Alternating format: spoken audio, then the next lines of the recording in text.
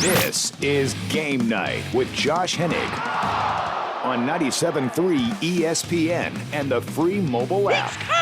Now, live from the Matt Black Kia Studios. Oh, what a attack! Whoa, what a move! Here's Josh Hennig. Another edition of Game Night on 97.3 ESPN. Josh Hennig hanging out with you. Of course, the PlaySugarHouse.com text board is open at 609-403-0973 to get on the conversation. Heading you up to Monday Night Football. It is Jared Goff and the Rams versus Nick Foles and the Bears. The former Rams starting quarterback versus the current Rams starting quarterback. Yeah, that's right. You Nick Foles cult followers don't like to remember the fact that Nick Foles was a former starting quarterback for the Rams, and he was horrible. But anyway, we got a game tonight, 7:30 is the coverage on 97.3 ESPN. Scott Grayson, 97.3 ESPN.com, Eagles writer and Fox 29 sports anchor, joins us coming up at 6:20. Usually here I'm on Grayson's grades on the Sports Bash each week. Well, because the Eagles played on Thursday night. There's no Eagles grades today. You can check out his Eagles grades from Friday he posted. He'll be joining us come up to talk about the Eagles and the state of the NFC East because this is the week for the Eagles to take control of the NFC East. Step one was to beat the Giants, and they got that done. Step two is now to take care of the Dallas Cowboys. And I'm watching that Cowboys game yesterday, which I regret watching immediately after watching it. And I'm looking at this game as it plays out, and I'm thinking, man, this team stinks. They have no passion. They have no teamwork mentality. They're just out there flailing in the wind. And then the moment of all moments happens. The moment that told me that the Dallas Cowboys have no right to win anything the rest of the year. They don't have a right to win a game. They don't have a right to win a participation trophy. They don't have a right to win a player of the week. They have no right to win anything. When Andy Dalton got cheap shot, nobody did anything. Nobody. I remember when Joe Flacco got blasted by Kiko Alonso years ago. And half the Ravens team jumped on the field off the bench trying to fight Kiko Alonso. Andy Dalton gets smacked in the head, concussed out of the game, and it's, oh, well, that happened. What do you mean, oh, well, that happened? That's embarrassing. Nobody did anything. This team can't play for each other. They only care about themselves. It is a unit that should be absolutely ashamed of themselves. So for the Eagles, literally, if they are just a better football team on Sunday, they can beat them. And whether it's Andy Dalton or Ben DiNucci, who most of you didn't even know who he was until he came and trotted into the game on Sunday. Heck, I barely remembered who Ben DiNucci was. Heck, I had to pull up his name in front of me to remember how to say his name because I keep wanting to call him another name. Heck, Ben DiNucci sounds like he should be a guy on Mike Gill's favorite show, The Wire, for goodness sake. But that's who the backup quarterback for the Dallas Cowboys is.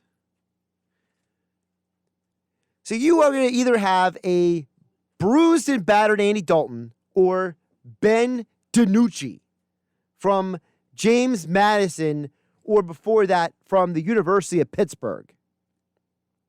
That's who you got. You want to know why I believe in the Eagles in their franchise? Because the Dallas Cowboys have a quote-unquote Super Bowl winning coach, because that's not the most overused phrase in the football lexicon, who is not a leader, cannot get these guys to play as a unit. They obviously don't respect him. And now you're going into this game with a team that couldn't even stand up for their quarterback. When I saw that happen, no one defended Andy Dalton getting blasted in the head. The first thing that came to my mind is, this is a really bad sign. It's a very bad sign for the Cowboys franchise. And I'm telling you right now, if any of those players have any self-respect, there's got to be a players-only meeting where the guys sit down and talk to each other and say, guys, I don't care who the head coach is. I don't care who the owner is. I don't care who's got what contract or whatever. Guys, we need to start acting like professionals because we just got embarrassed by the Washington football team, and there's a possibility that Ben DiNucci is going to be our starting quarterback. Yeah, Ben DiNucci. He played at James Madison, an FCS school last year. And I'd hate to break it to you, but he ain't even that great of a quarterback. He was solid at James Madison, but he's not some elite quarterback prospect. This isn't Carson Wentz coming out of North Dakota State or any of those quarterbacks who came out of a powerhouse like that. No, this is a guy who was at Pittsburgh and then ended up at JMU. And he might be starting on Sunday Night Football. You better beat Ben DiNucci. In fact, you better beat Ben DiNucci so bad the Cowboys have to go to whoever the practice squad guy is. That's a great question. Who is the practice squad quarterback for the Cowboys? Let's see here. Just out of curiosity. Do they even have a guy on their practice squad? No. The Cowboys don't even have a backup plan right now for Ben DiNucci. Well, they better get to working on it because I'm not 100% sure Andy Dalton is playing this week against the Philadelphia Eagles. So for all the people, I'll say this last week and I'll say it again here, for all the people who complain about Doug Peterson and Howie Roseman and Jeffrey Lurie and Jim Schwartz and Carson Wentz, why don't you take a good look at the Dallas Cowboys dumpster fire and get back to me with all your complaints? Because guess what? It could always be worse. I have been the first one on here every single week to criticize Doug and Carson when they make mistakes. But it seems like some of you are just never satisfied, especially those of you who worship at the altar of the cult of Nick Foles. Yes, the text board is open, 609-403-0973 at PlaySugarHouse.com. Text board, 609-403-0973. Reminder, Scott Grayson coming up. About 10 minutes from now, we'll get more into the Eagles and the NFC East. Also, a little bit later in the show, we will get into how we did over on Friday's show. The good news is we went 4-3. The bad news is those 3 losses, I need to be criticized for those 3 losses. And honestly, 2 of those 4 wins barely won. So I always tell you guys, time to pay the piper, time to hold yourself accountable. Yeah, I got to do that too a little bit here. Well, that's a little bit later in the show. Text coming in on the PlaySugarHouse.com text board, 609-403-0973.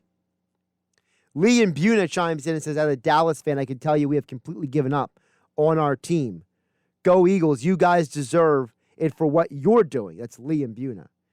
Well, first of all, Lee, you sound like a very rational individual, and you sound like the kind of person that I can have an honest conversation with. I would tell you as a Dallas fan, I'm a little concerned about where your owner is.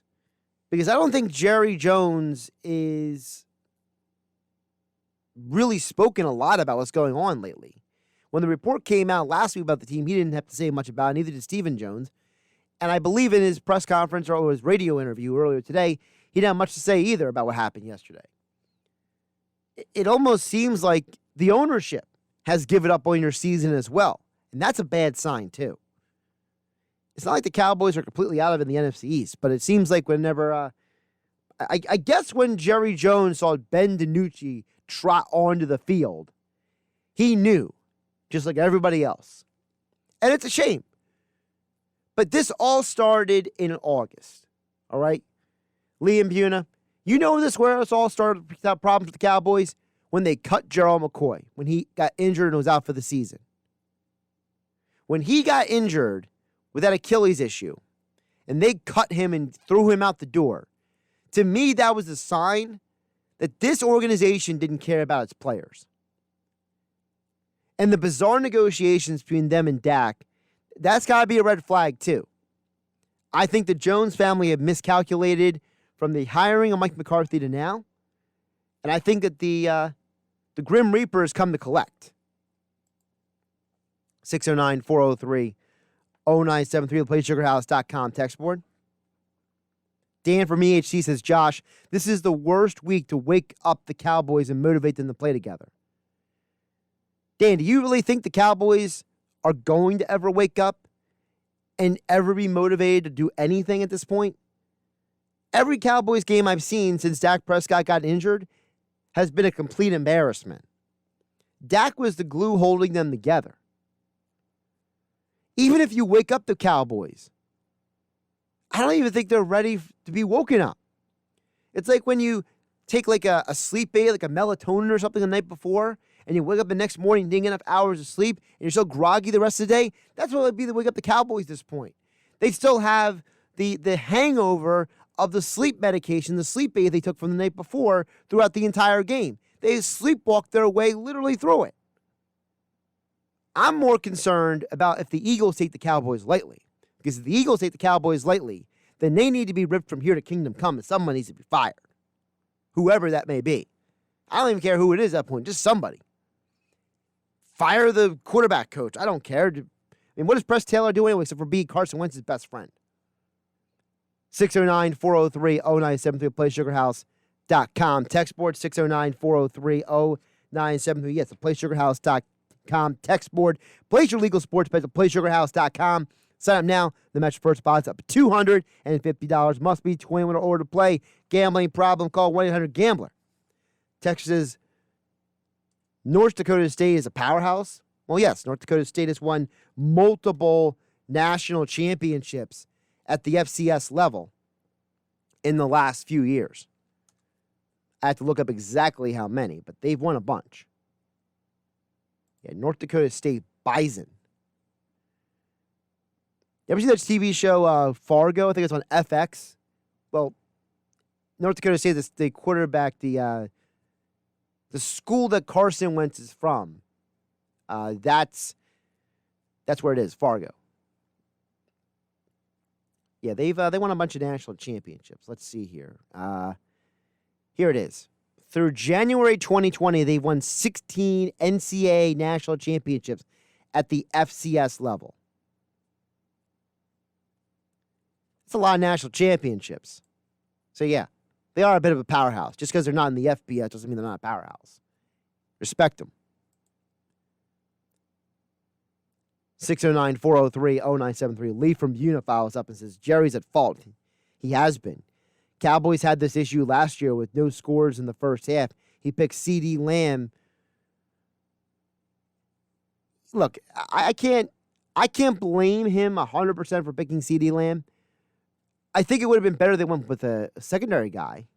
They definitely need defensive help, as you say, Lee. But I think that the CeeDee Lamb pick is less concerning as the fact that the way they acted about it. Like, when they made that pick, you saw Jerry Jones on his yacht on the virtual draft applauding like he just got the next big thing. It just feels like, and this is from reading, different books like Gary Myers' How About Them Cowboys and other books about the Cowboys. It seems like Jerry Jones thinks he knows more than he really does. And that has hurt them as well. That's where Jerry's flaws start. He thinks of himself more highly than he ought. His ego gets in the way of a lot of things. Listen, that story is true. How Stephen Jones and the rest of the Cowboys organization had to fight Jerry to not draft Johnny Manziel. And they picked Zach Martin, the all-pro guard, instead. That's who Jerry Jones is. He literally thinks that he understands football more than everybody else. And you have to fight and claw to get him to not make some of these bad decisions. Listen, them picking Mike McCarthy could have been all right if maybe they would have done some things a little bit differently with the personnel and the coaching staff. But at the end of the day, Lee, I felt bad for you guys because He went from Jason Garrett, Mr. 8-8, to a complete national embarrassment. I never thought in a million years Dak Prescott would be that important. I like Dak Prescott. I liked him in college, I liked him in the NFL. I'm not going to hold it against him. He's on the Cowboys. I can still think he's a good quarterback. I like him as a human being. He's probably a better human being than he's a quarterback. But man, the reality that he was holding this team together that much, that he was the sole entity leader for this team at the end of the day, it's just glaring. It's absolutely mind-blowing. Keep a text coming, 609-403-0973. To get on the conversation, coming up next, Scott Grayson, Fox 29 sports anchor, also 97.3 ESPN.com Eagles writer, Eagles grades after each and every Eagles game. He'll join me coming up next, talk about the Eagles and the state of the NFC East, right here on Game Night on 97.3 ESPN FM and the free 97.3 ESPN mobile app, powered by First Bank of Sea City. You're listening to Game Night with Josh Hennig on 97.3 ESPN and the free mobile app. Keep the text coming, 609-403-0973. Joining us right now on the Boardwalk kind of hotline here on 97.3 ESPN. He is Scott Grayson. You can catch him on Fox 29 News. Also 97.3 ESPN.com. Eagles grades each and every week. There was no Eagles game yesterday, so Scott had a bit of a laid-back weekend. Although, Scott, for you, this whole season has kind of been weird anyway, because the last few years you've been traveling around with the Eagles, and because of COVID, you've been kind of grounded. So it's been a little bit more relaxing in general for you, hasn't it? Yeah, it has. Not running through the airports like I used to, for sure. I do miss that a little bit, but at the same time, it's nice to just kind of be home. And I'll tell you, man, so watching some of these Eagles games is absolutely exhausting. You just don't know which way it's going to go until the very end. And I have a feeling that's the way the entire season's going to be. Well, that's what I want to get into, because I'm not even fully sure where – I mean, I think we all assume where the Eagles in the NFC East stands. But after watching that Cowboys-Washington game yesterday, I'm just at the point where I think if the Eagles don't win the division, this year is going to be an epic disappointment. The path has just been laid. It's like the Red Sea's been parted. All you have to do is walk through it. But that being said, sometimes that can be easier said than done. It is. You start to see Washington coming through the weeds here, and you start thinking, look, that's a team the Eagles already lost to. And, the division to me it's not as easy to take as it seems like it should be. It really should be. If the Eagles could just get healthy, if they can actually turn in 3 quarters, let alone 4, would be great, of some solid play on both sides of the ball, then, they should be able to put this division away. That being said, I really think it's only going to take winning your remaining 4 division games. That'll give you 6 wins, and it might even need 1 more to lock up the division. That's all it's going to take this year to win it. It's set up for them. It really is, to the point where I know I've told Mike this earlier and possibly last week. I think I said this.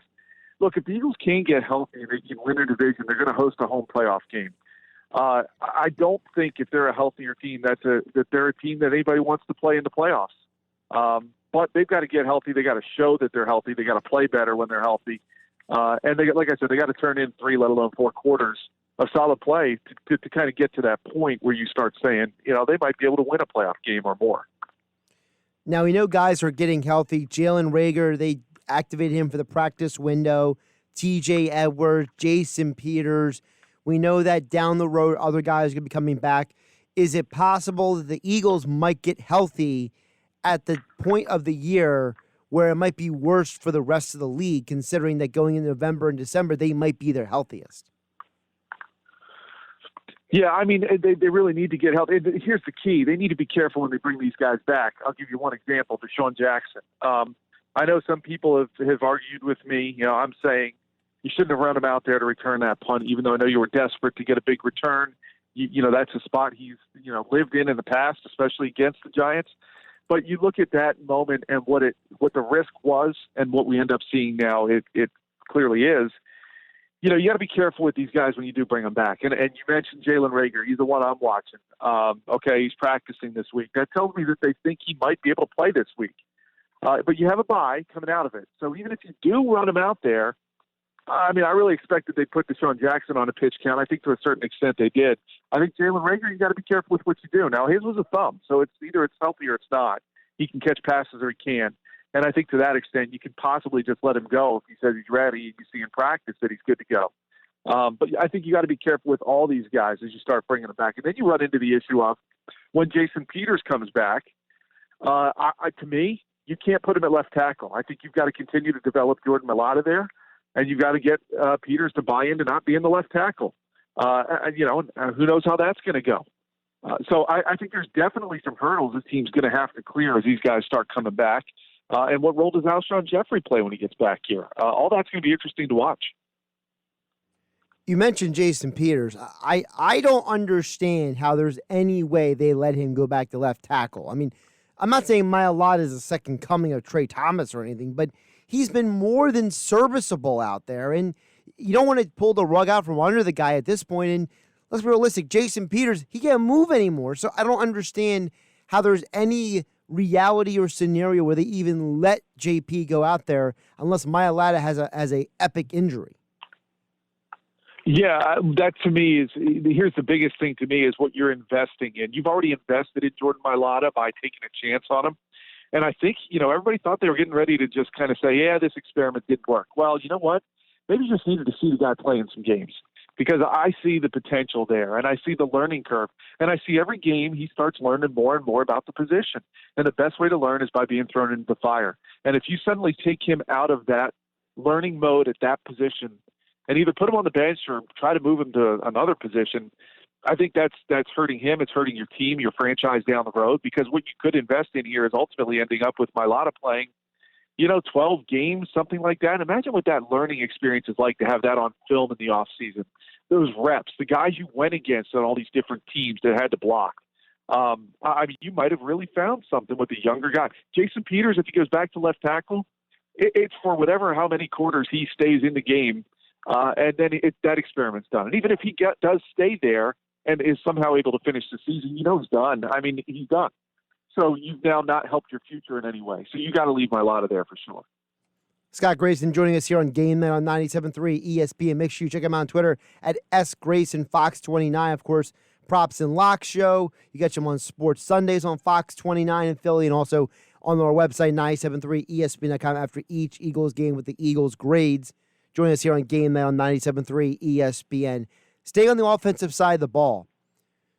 What is your long-term perspective on Fulgham? Because I think most Eagle fans are falling in love with him. Everyone likes him. Everyone knows he needs to stay in the lineup. But is he a guy that you think the team can genuinely commit to beyond the 2020 season, considering the fact that he kind of did come out of nowhere? He did. And yes, the answer is I do believe that he's a guy who has earned and locked in a spot here, even when the other guys come back healthy. And now he doesn't have to potentially get bumped by Deshaun Jackson once everybody's healthy because he's now out. So, you look at Fulgham, and I do see a role for him here. I do see a guy who fights for the ball, who gets open, who's earned the trust of his quarterback. And from a coaching perspective, that's one of the things I think needs to be valued the most. Carson believes in him now. He will throw the ball to him. He'll throw a jump ball to him, throw the ball out in front of him. He'll let him go make a play. And there's not many guys on this team through the years that you've seen him really do that with, much more than like Zach Ertz, maybe Alshon Jeffrey during the Super Bowl run year before Wentz got hurt. And Deshaun Jackson in those couple of games he's had him, he likes to let it fly and let DJ run under it.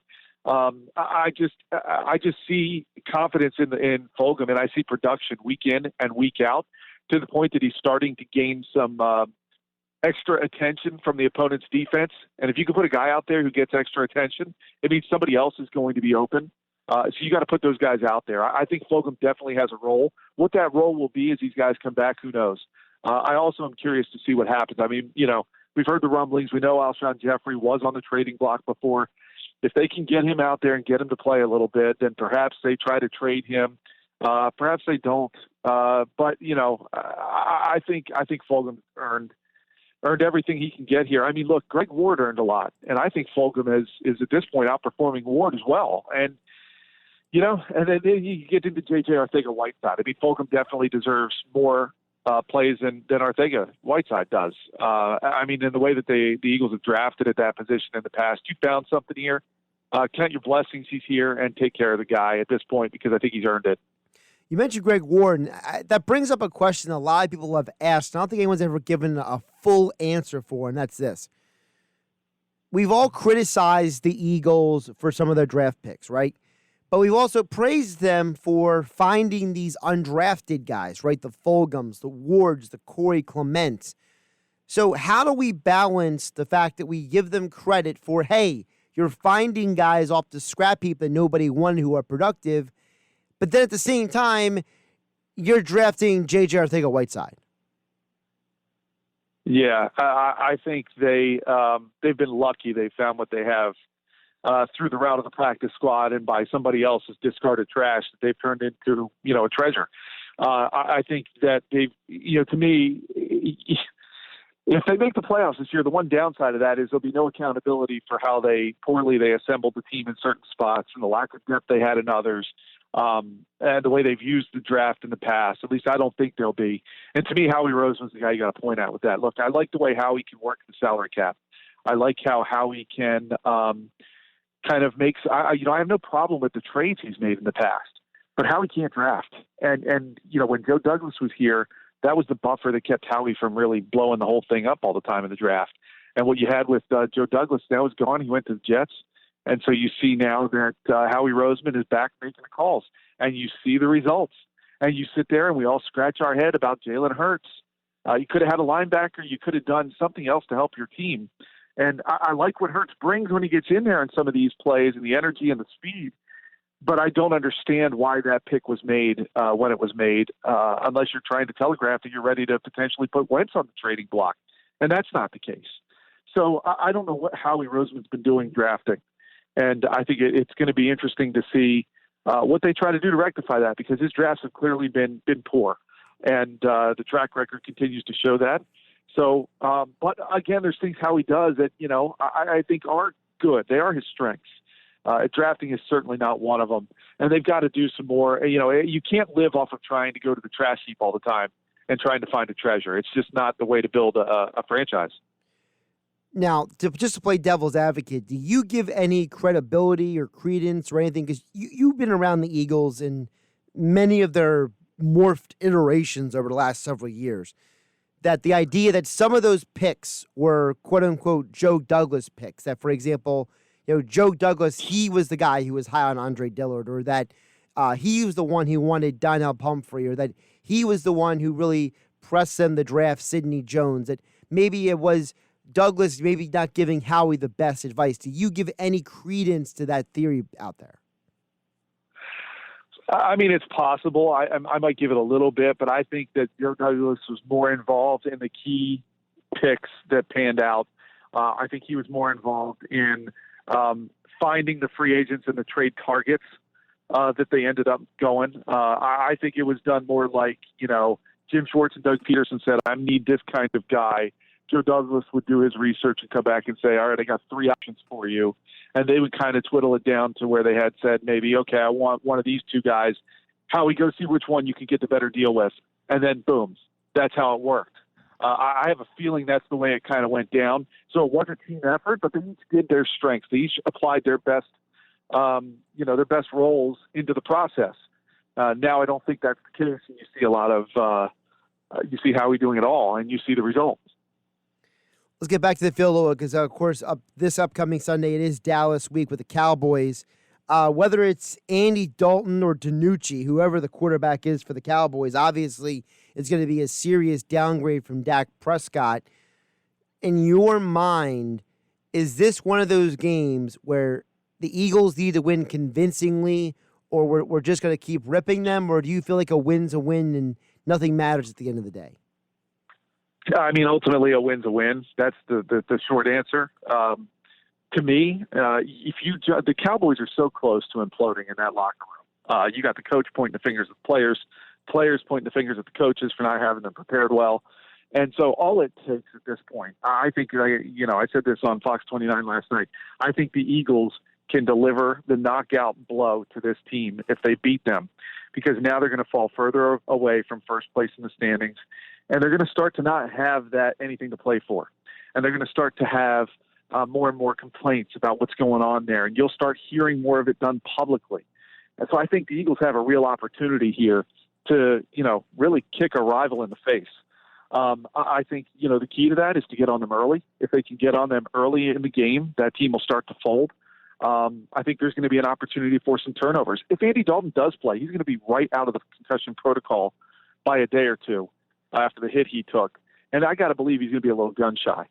And if he doesn't play, now you got a really inexperienced guy that you got to believe Jim Schwartz will be able to feast on. That all being said, everything on paper looks like it should work out. We've seen this team not produce on the field what they should have done, what you saw on paper. So don't take anything for granted. You know that the Cowboys are going to come out like a team with their back against the wall. At least I got to believe they will. But if you can get on them early, their will to fight, will to play the game will quickly evaporate.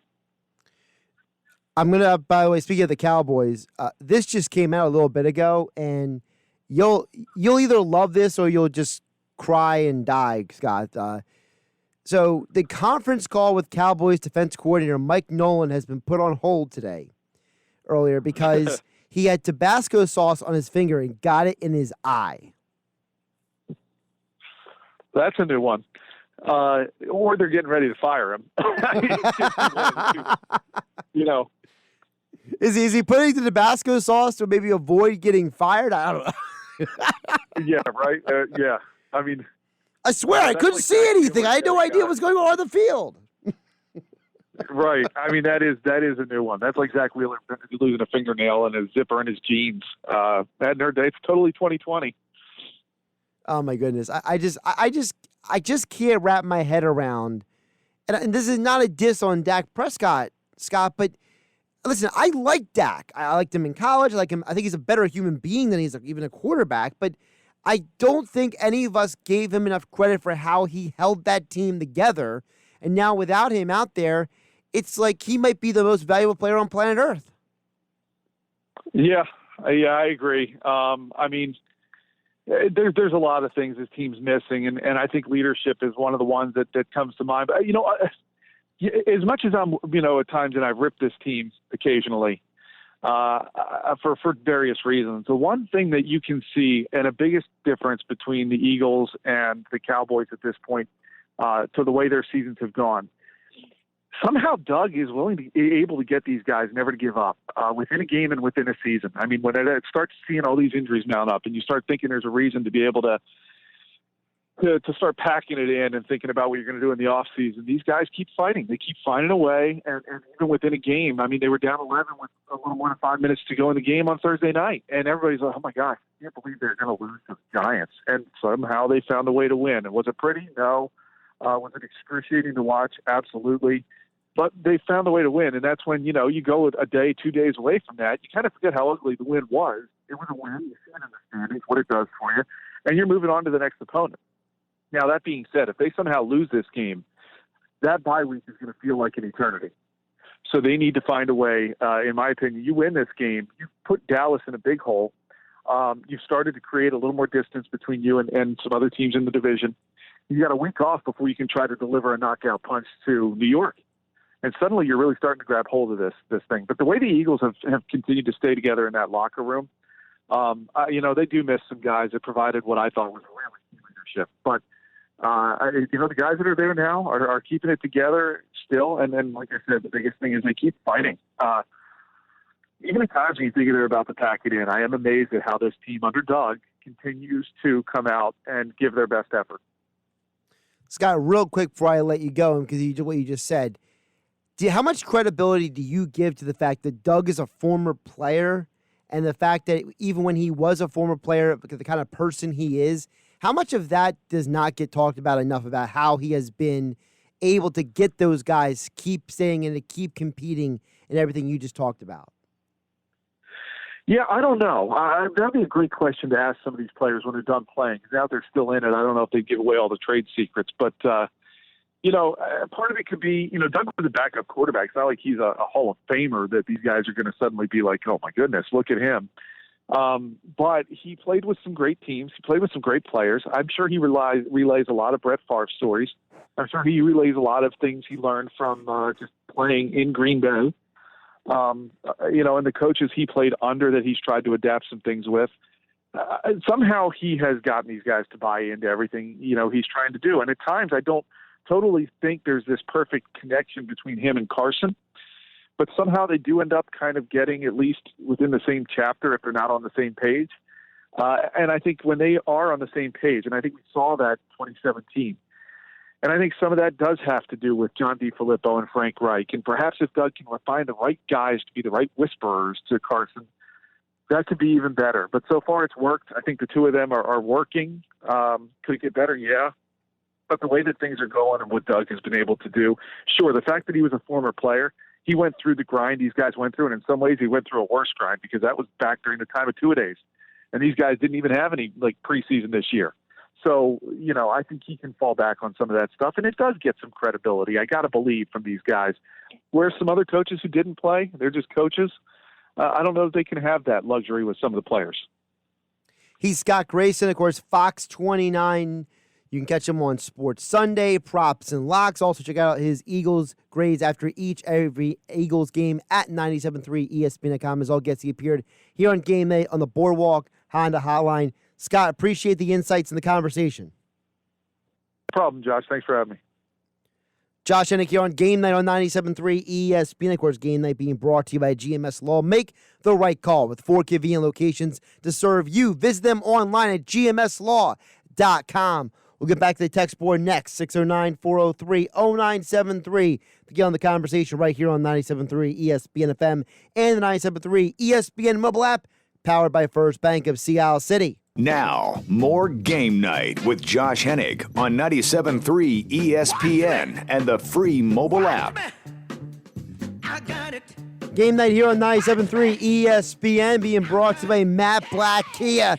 Matt Black Kia wants to get you approved today. Visit them on the Black Horse Pike in Egg Harbor Township. That's Matt Black Kia. 609-403-0973, theplaysugarhouse.com. Text board, we'll get to your texts. Of course, accountability time coming up in a few minutes for me as well for a college football weekend. Get a couple texts in here first. Joey D. and Ventnor chimes in and says, Josh, the Houston Texans are huge sellers at the deadline. They're taking offers on all wideouts and maybe Whitney Merciless. Or should the Eagles be interested? That's from Joey D. and Ventnor. Well, a couple things there. First of all, we know the Texans fired Bill O'Brien. So I'm not 100% sure who on earth is running their front office right now. So depending on who the interim person is will depend on what the asking price is. In order to trade a Will Fuller or a Brandon Cooks or any of those guys, Kenny Stills, there obviously has to be an asking price in return. Whitney Merciless is probably going to be a bit too high of an ask. And also, I'm not 100% sure if his style of football fits on the Eagles because he's a stand-up outside linebacker in a 3-4 defense, and the Eagles have a 4-3 front on the wide 9 defense. So it might be a harsh adjustment for Merciless to adjust to.